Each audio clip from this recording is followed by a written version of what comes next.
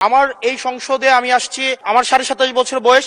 সেখানে মাননীয় স্বরাষ্ট্রমন্ত্রী যখন সংসদে এসেছেন 1991 সালে, আর আমি জন্ম হয়েছি 1998 সালে। মাননীয় স্পিকার, পুলিশ সংস্কার নিয়ে যখন আমরা কথা বলি বা পুলিশের যে বিষয়গুলো, তৃণমূলের কিছু পুলিশের অনেক সমস্যা রয়েছে ইনস্ট্রুমেন্টাল। যেমন পুলিশকে যখন তদন্ত করতে পাঠানো হয়, ওই তদন্তের খরচ কিন্তু থানা থেকে দেওয়া হয় না, আর যেটা দেওয়া হয় সেটা কিন্তু অপ্রতুল। আমরা যখন পুলিশকে একটা কাজ করতে দিচ্ছি কিন্তু বাজেট দিচ্ছি না, পুলিশে একটা কালচার প্রচলিত রয়েছে, সেটা হচ্ছে ম্যানেজ করে নাও। এই ম্যানেজ করতে গিয়ে দেখা যায় পুলিশ দুর্নীতির বিভিন্ন কাজে তারা কনভেনশনালি জড়িয়ে পড়ে। যেমন কিছুদিন আগে আমাদের 26শে মার্চের প্রোগ্রাম হয়েছে, এবং সেটা হচ্ছে সবাই জানে, এই 26শে মার্চের প্রোগ্রামে যে বাজেট দেওয়া হয়েছে প্রশাসনকে, সেই বাজেট এবং প্রোগ্রাম করতে গিয়ে যে খরচ হয়েছে সেটার মধ্যে কিন্তু আনুপাতিক অনেক ধরনের ব্যবধান রয়েছে। তখন যে কাজটা করতে হয়, পুলিশ ব্যবসায়ী থেকে তারপর হচ্ছে তার এলাকার বিভিন্ন প্রতিষ্ঠিত মানুষ থেকে কিন্তু অর্থ উঠাতে হয়।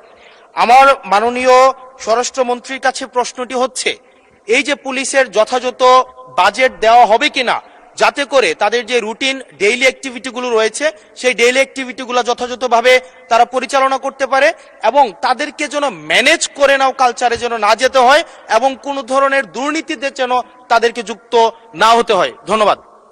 আর একটা বিষয়, যদি সম্বোধন করার ক্ষেত্রে যদি ভুল হয়ে থাকে সেটা আমি অ্যাকনোলেজ করছি, কারণ আমার এই সংসদে আমি আসছি, আমার 27.5 বছর বয়স। সেখানে মাননীয় স্বরাষ্ট্রমন্ত্রী যখন সংসদে এসেছেন 1991 সালে, আর আমি জন্ম হয়েছি 1998 সালে। তো সেই জায়গাতে যদি কনভেনশনাল যে ভুল আছে আমরা সেগুলো সংশোধন করতেও রাজি। আমাদের যখনই আমাদেরকে নোটিশ করবেন আমরা সেটাকে সংশোধন করে নেব। ধন্যবাদ। ধন্যবাদ মাননীয় সদস্য। We are learning every day. ধন্যবাদ মাননীয় মন্ত্রী। মাননীয় স্পিকার, আপনাকে ধন্যবাদ। এটাই হচ্ছে পার্লামেন্টারি কালচার। আমি বয়স যাই হোক, মাননীয় সংসদ সদস্য হিসাবে আমাকে অ্যাড্রেস করতে হবে যে সদস্য প্রশ্নটি উত্থাপন করেছেন। আর্লি এজে পার্লামেন্টে আসাটা একটা সৌভাগ্যের বিষয়। আমরা সবারই উজ্জ্বল ভবিষ্যৎ কামনা করি।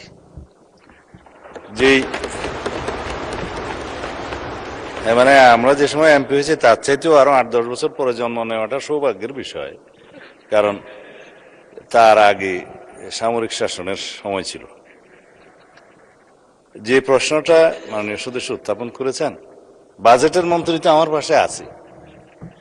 এখন আমরা অনুরোধ করব পুলিশ বাহিনীকে আরো বেশি কর্মক্ষম করা এবং দুর্নীতিমুক্ত রাখার জন্য যথাযথ বাজেট তিনি দেবেন, এবং সেই বিষয়ে আমরা আগামী বাজেট অধিবেশনে পুলিশের বাজেট বৃদ্ধির জন্য আমি একটা প্রস্তাব মাননীয় অর্থমন্ত্রীর কাছে মাননীয় প্রধানমন্ত্রীর মাধ্যমে করে রাখছি।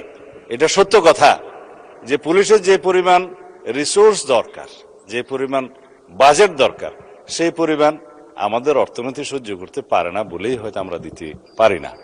তবে আমরা একটা ট্রান্সপারেন্ট এবং জবাবদিহিমূলক পুলিশি ব্যবস্থা যদি কায়েম করতে চাই, পুলিশ যেন অন্য কোনোভাবে ম্যানেজ করার কালচার থেকে বেরিয়ে আসে, সেটা আমাদেরকে নিশ্চিত করতে হবে।